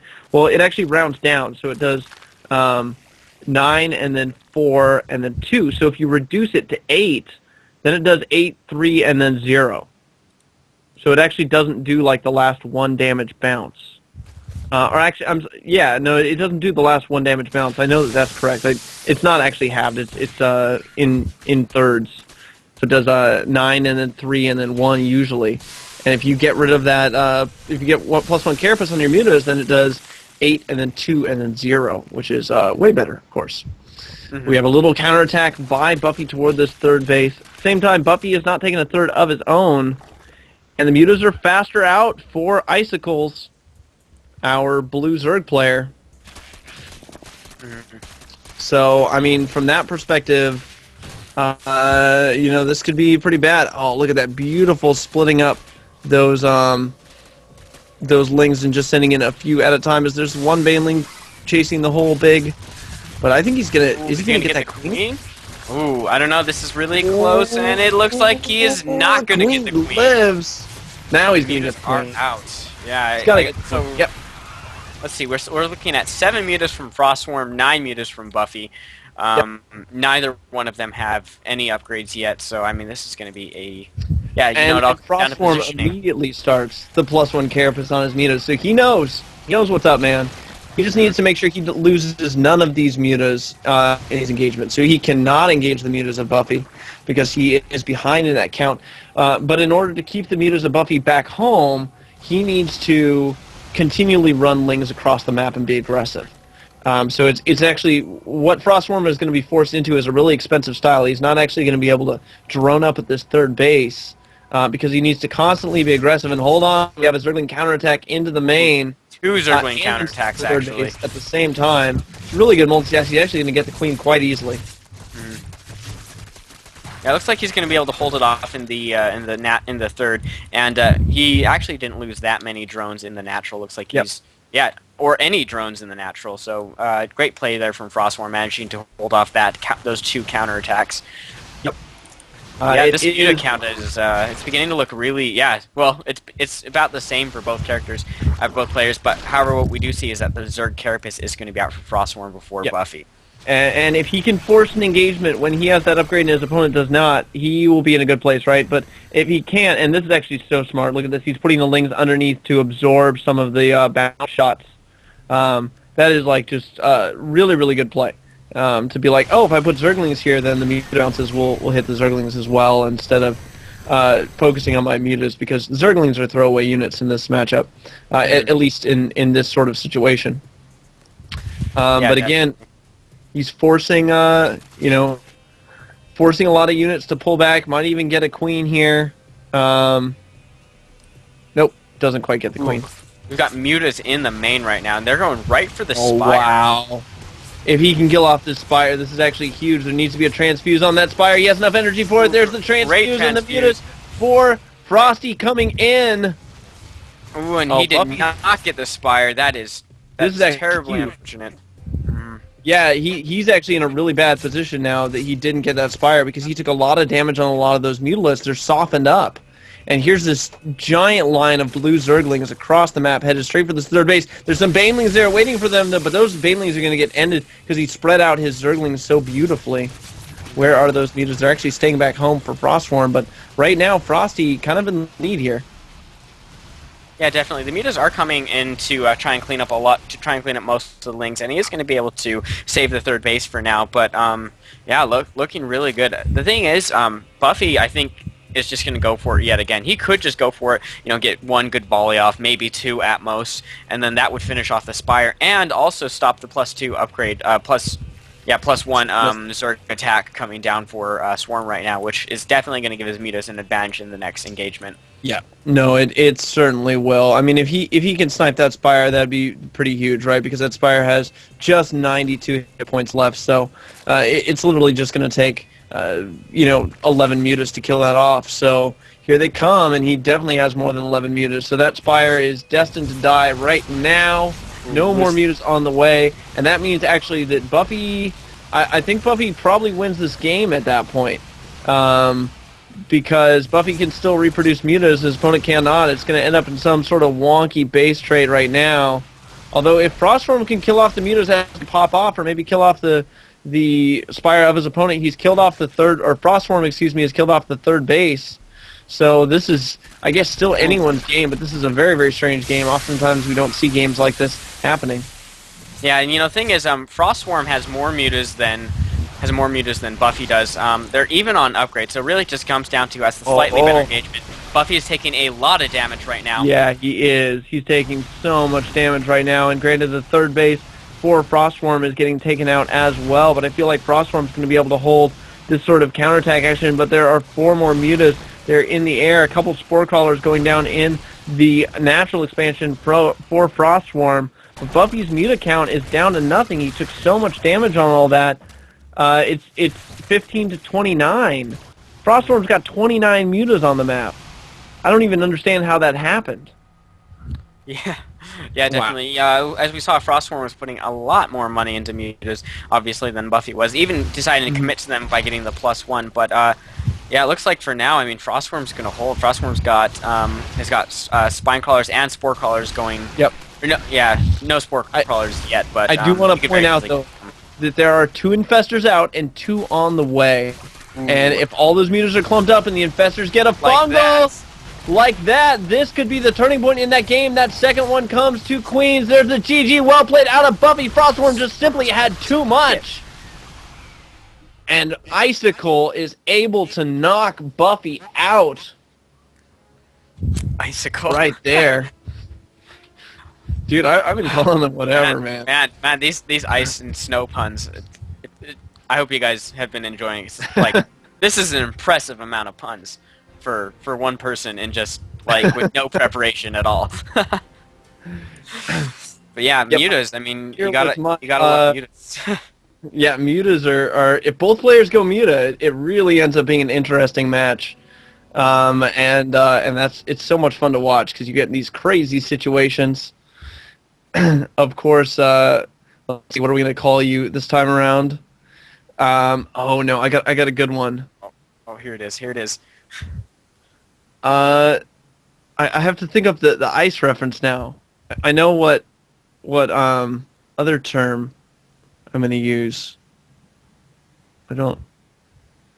You haven't used Emperor yet. You could use I haven't. Emperor. Emperor's. I was saving that one. Oh, okay. So maybe the oligarch of Glaciation. The oligarch of Glaciation. Yep. There we go. The oligarch. And it looks like we're going to be going to a commercial break now. Yep. Now that you figured out the name, so. So we'll be right back, guys. Stay tuned. This is Gwen and the oligarch of Glaciation. We'll be right back with more ISTL action. Don't go anywhere.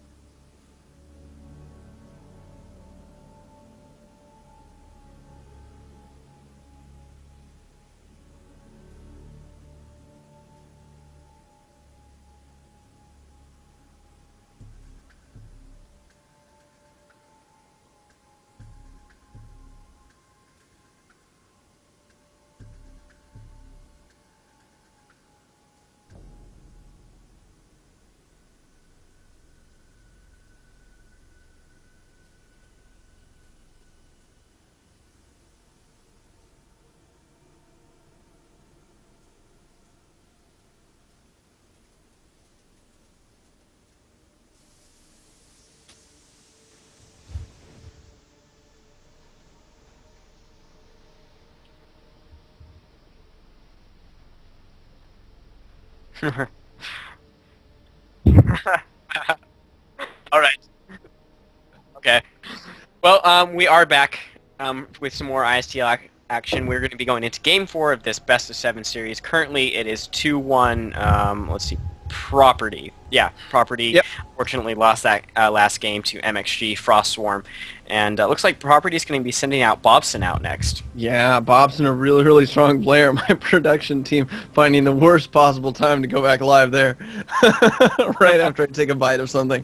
But of course, we are back on the air. I am Gwen. With me is my co-caster. Oh, I got to come up with another one now, don't I? Here it is. Here it is. Okay. Maybe the the Sovereign of Sleet. Okay, I like that one. The Sovereign of Sleet. I So like we're it jumping- because there's alliteration. Yeah, alliteration is good. So we are into this. Bobson turnout. The good luck, have fun. But the player we're focused on right now is going to be Frostswarm, affectionately nicknamed Icicle in the last match. We'll see if he can freeze out the Terran from Europe that is Properties Bobson. Ooh, so some ZVT action. I like this. Yeah, so do yeah. I. Yeah, I gotta say ZVT is a very interesting matchup, simply just because Terran. The tendency for Terran these days has been to go mech, and with the kind of play that we've seen out of Frostswarm recently with Ling. Ling Muta and that kind of thing, that doesn't really work all that well against mech. So I mean, we're gonna have to see if he decides to go mech. That is Bobson. If he doesn't, and he goes bio, then Ling Muta will work fine. But in the event that Bobson goes mech, we're gonna have to see a completely different strategy out of him, which I'm really excited to see how he handles. Oh yeah, we absolutely will. So I mean, it's kind of interesting. We haven't seen any of Frostswarm's ZVT yet, so he could have a very alternate strategy for ZVT. And Bobson right now, I mean, he's building that barracks. Hasn't thrown down a gas yet, and we are at that 13 supply mark. And he has another SEV queued up, so it looks like it's going to be a 1-Rax expand out of him, which is not surprising at all. That's super, super standard. We do have Icicle thrown down the hatch at the natural expansion. Icicle.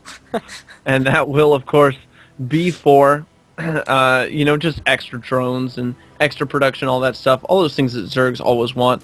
And pool should go down at 16. Don't think we'll see it delayed much past that. No, definitely not. I mean, hatch first is like you said, or like you were saying with the command center first opening. Hatch first is very common in ZVT, and I wonder how long he's going to delay gas, especially if Bobson does decide to go with more of a mech strategy. Yeah. We do see the refinery going down right now, though, Yeah. which This probably is not actually, any. super interesting. Yeah, because what Bobson's done is I've actually seen this build on the Korean servers. So he just delayed his gas a little bit. He's going to throw down a reactor first on this barracks, is what I'm expecting him to do. And he's throwing down another CC, right? So he's going to have this wall off with the CC in the front. Because he took the gas, he's only mining out of it, or he was only mining out of it with 2 to start out with, which gives him just sort of like a slow metering of gas. He's going to delay his tech by a tiny bit, but not as much as had he gone for a standard straight-up 1-Rax expand, and he still gets the command center reasonably quick. The follow-up for this is like Reactor Hellions into usually Cloak Banshee with a quick third base. And I'm curious if Bobson is going to do that build. You can transition mech off this build, but the only Terran I've seen do that, there were a couple Slayers Terrans doing it actually, so yeah, this is a kind of a very current metagame build out of Bobson, so I'm really excited to see how that plays up against our Zerg player who is sending 6 Zerglings, or 5 Zerglings? How do you make 5 Zerglings? 5. Oh, one's at a watchtower. I was like, can't actually do that. Where's your Zergling brother? Did it get killed by the queen? It's terrible. It's like half an egg or something, or a smaller egg, I guess. Oh, wow. And Yeah, Bobson great actually scout. going Yeah. straight up 3rd CC. Did Icicle see that? Yes, he did. Wow, that's really actually poor placement by Bobson on that 3rd command center.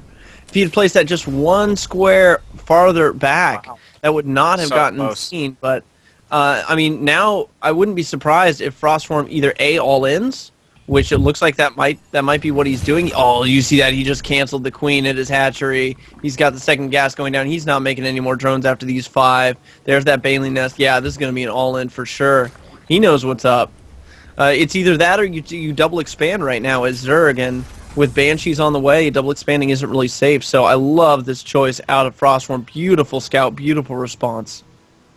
Yeah, I got to say, I mean, this all-in play is something that's been happening more in ZVT, just especially if you scout, you know, the Terran player going to be exceptionally greedy by going to third command center, which I'm actually surprised he built it as close to the ramp as he did.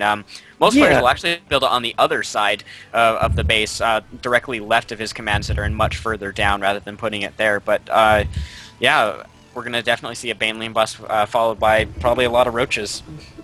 Yep, I mean, there already are roaches on the way, and surround with some of those lings. Needs to be careful not to lose too many of those lings, though. And, I mean, the roaches are now out, so he can push these Hellions back indefinitely. And really kind of the idea of this push is to keep the Banshees back home on defense, so they can't do any hurt. And, I mean, Bobson is totally caught unawares. This first Banshee is rallied to the third base of his opponent. Guess what? There's no third base there. And that's kind of a problem. Mm-hmm. So three more roaches on the way. I mean, the Hellion count is sufficient to keep the lings kind of out of commission for now, but those lings are going to be Banelings, and Banelings are pretty good against Hellions. Mm-hmm. That is absolutely true. And yes, Cloud, we are calling him Icicle. Well, it's mostly just Gwyn that's calling him Icicle. Yeah. I don't use names. I just call people by colors or what race they're playing. It's weird. Anyways, I love making up names for the players. We have a tank on the way, and that could be the saving grace. Of course, there is no siege mode for that tank yet, so this is still going to be a really, really tough hold. He needs to start pulling SCVs for that bunker. Oh my goodness, this is looking really bad for Bobson. He's going to have that repair so good. With that tank in the back, he might be able to hold this off, but the Banelings could do so much damage to this. Ooh, and here they come. The Banelings are out right now. Fortunately, they are going to be a little bit blocked by the roaches. No, the Banelings are in front. Ooh. And that bunker definitely falls. The follow-up lings coming on in. And if he gets units standing on top of these supply depots, he won't be able to raise them. I feel like this attack is petered out, though.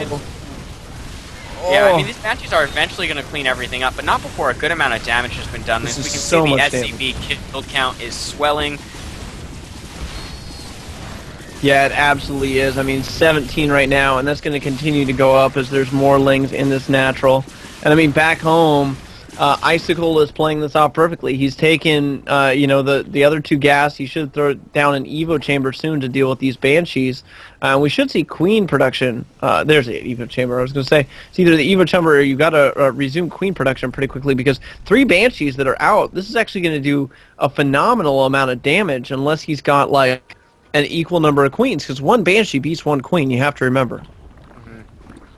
Yeah, that is a great point to make. We do see, like you said, 3 Banshees out right now, and even if you get some good Banshees, stutter step micro, and are able to force the Queens off of creep, then those Queens are just as good as dead. Yep. So we do see Spore crawlers coming out for Frostworm right now. Just 2 in each base, not really overcommitting, but they're not going to be done in time to save these Queens, unfortunately. They absolutely are not, and we should see more Queens in production right now. There's another one, but he needs more than that.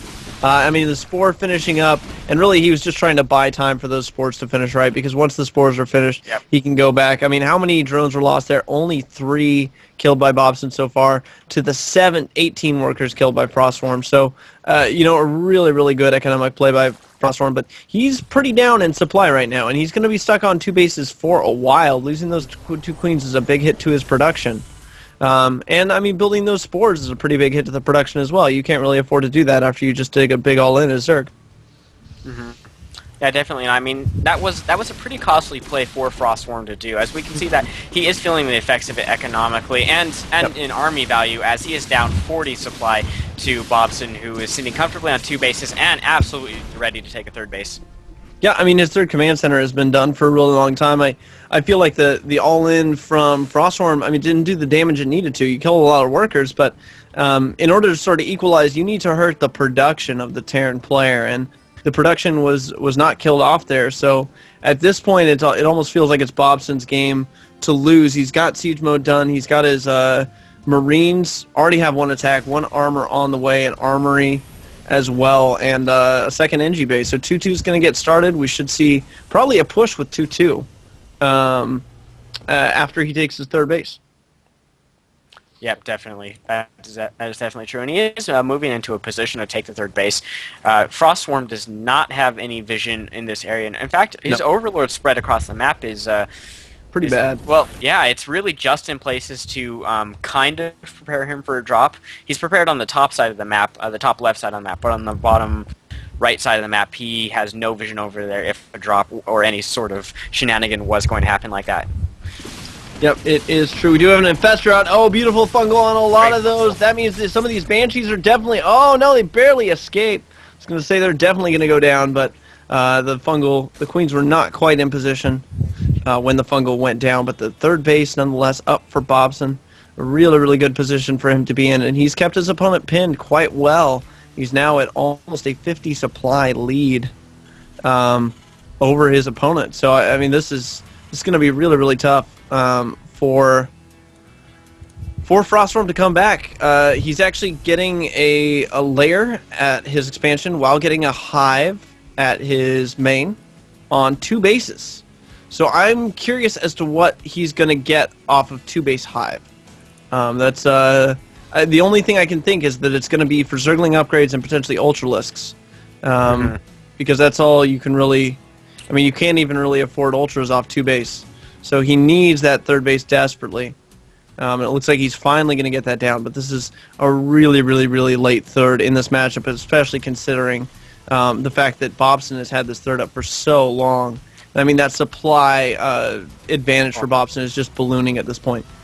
Yeah, looking at the income tab, I mean, you can definitely see that. Yeah, Bobson is on great footing. He's getting his 2-2 upgrades right now. They're finishing up. He's got a good amount of production, and not to mention he actually has a good amount of map control with these Banshees. Oh yeah. We had to see Frostworm actually had to bring his Queens out before he could drop the hatch just to protect them from Banshees. It is true, and I mean Bobson's now moving out across the map, and I mean at 180 supply. When you're in Bobson's shoes, this is what you absolutely do. Like, there's no reason you don't do this. And so we are going to have some Lings come over here and counterattack into that third base, trying to force Bobson to go deal with that. I will comment that Frostworm is not really behind in the upgrades. 2-2 is about to finish. 2-2 is not quite finished for Bobson yet. So he's been staying even on that footing, but in the economy game, he is behind, man. And there goes those adrenal glands. We should see 3-3 get started as soon as... Icicle has the money for it. Yeah, that is definitely true. He is feeling the effects of taking a much later third. His third base has finished, and as of right now, there's no drone transfer or any drones in production, which I really think he needs to get on top of, especially considering that if he doesn't start getting some income, I mean, he's just gonna... Yeah, he's gonna die. Like, Bobson's maxed. It's such a tough situation for Froststorm to be in, though, because, I mean, oh, hold on, we have a big engagement at the front. Oh, so many Lings actually going down. Banelings don't even have Baneling speed yet. I feel like that is a bit of a misstep, and Bobson dedicates a handful of Marines here to go in and snipe this third base. I don't see any way that it actually lives. The drone's getting pulled, but... some transfuses going down, but no, 2-2 Marines, 2 Imba, and the pickup of a bunch of them, he's just going to leave the remainders to die, but at the same time, we have another drop in the main going down from Bobson. He's going to be able to take out the Queen NBD before those Marines get picked up, and maybe even force a fungal to be wasted. Oh, he kills an Infestor. Wow, that's huge. Wow. Yeah, definitely. Oh, and the drop is coming back to the third base, and there are no forces here. Yeah, Bobson is in complete control of this game.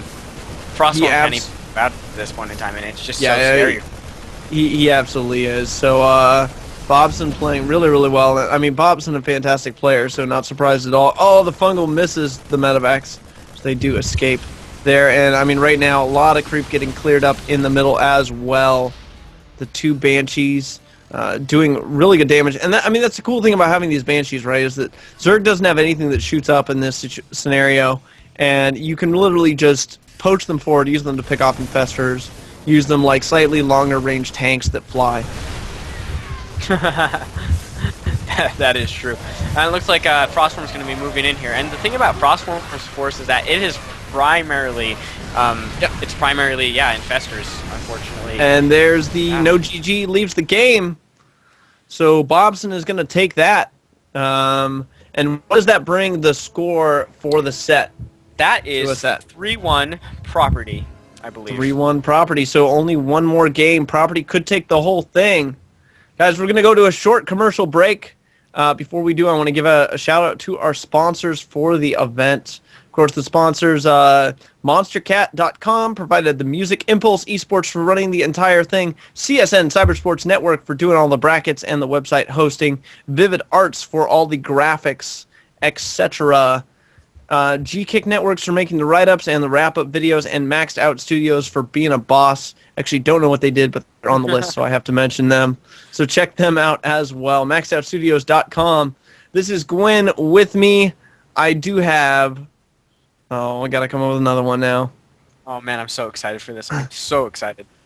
The Majesty of Wintertime. The Majesty We'll be right back after the short commercial break. Don't go anywhere, guys.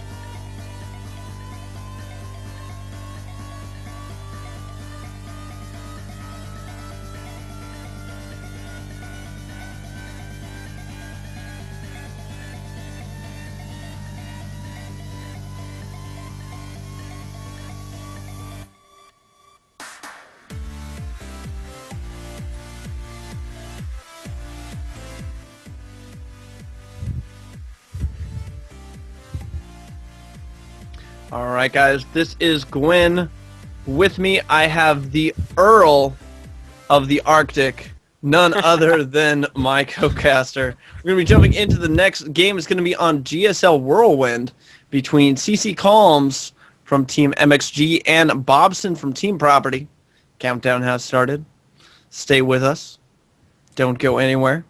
Yes, Game will definitely. be starting shortly. You know, I want to complain about this countdown. Okay. Let's complain about it. Okay. It finishes counting down, and then the game doesn't start. We get a loading screen, and we have no idea how long that takes. Why doesn't the That is game true. load, That is true. and it starts paused, and then the countdown happens, and when it countdown finishes, it unpauses for everyone? I like that better. I can Blizzard, that. fix the countdown. That's all I got to say. That's all I got to say. Yeah, we should all write in letters or Yeah. something. But as we've learned, Blizzard doesn't. Well, if you play I- Diablo, Blizzard doesn't listen at all. They I'm don't care gonna about our call comments. David Kim later. That's what's gonna happen. Send him an email. I'm just gonna call him, man. I've got his phone number. Oh, do you? Yep. Just gonna call him and be okay. like, hey, David, let's go have dinner, and I want to talk about the countdown timer in StarCraft. And he'll be like, so you're not calling me to do practice matches and in HOTS? And I'll be like, no. Calling to complain about the countdown timer. But we need to introduce some players because in the red, spawning in the bottom right-hand corner, we do have Bobson from Team Property. And in the bottom left, as our blue Protoss, we have from MxG C Calms, or I might just say Calms. I don't know. What name are you to make up for him? I don't know, man. It has nothing to do with ice or CC snow, so I don't know what Calms. you're gonna do. I mean, Maybe he's trying to crowd control people who give out alms to the poor. I think that's actually pretty bad. You shouldn't do that. If people are giving out alms to the poor, you should let them give out alms to the poor. So I'm a little bit upset with MxG CC Calms, or CC Alms, excuse me, who is going for Nexus first. Yeah. Ooh, Nexus first. Nexus first. That's a good play. I mean, especially because I imagine Bobson probably will go with some sort of command center first thing. And yes, all positions are viable. I guess someone should text that in or type that in the chat. And there it is. Yep. Awesome. So we are going to see Bobson scouting towards the top first, and unfortunately, if he is going to go all the way around the map before he gets to Column Space, and he is going to see that the Nexus has gone down. So it's going to give him a pretty decent idea of what he's going up against. However, not seeing that Nexus timing, will not seeing the exact Nexus timing won't tell him really very much about what he's doing until he'll have to burn a scan later on. Yeah, I mean, he will know that the Nexus first is up, and a SCV will outrun a Zealot. So he should be able to get up that ramp, even with the wrong scouting directions for him. And he went for a pretty standard 1-Rax expand.